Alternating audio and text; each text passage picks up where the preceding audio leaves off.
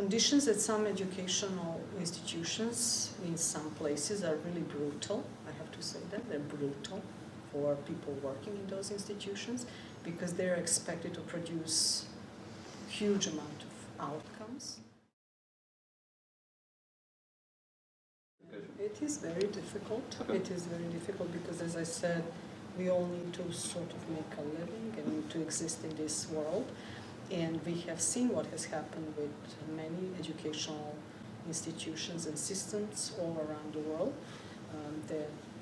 Simply we don't have money for education. We have for everything else. I mean, not everything else, but we have for certain things. We always have money.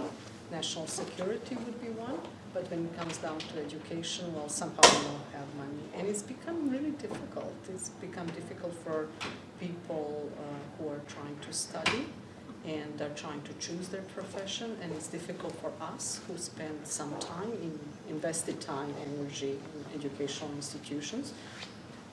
Conditions at some educational institutions in some places are really brutal. I have to say that they're brutal for people working in those institutions because they're expected to produce huge amount of outcomes.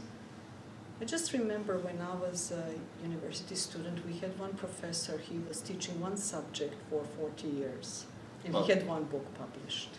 And he was on the top of his field, and everybody knew about him. Wow. Yeah. So that was when I was a uni student, and that was at that time. Now production is huge, and we are all expected, and we all participate in that. We disempower ourselves by actually being super productive. Yeah, so this is the environment we find ourselves in, and it's very difficult, but it's possible to carve niche areas in some spaces.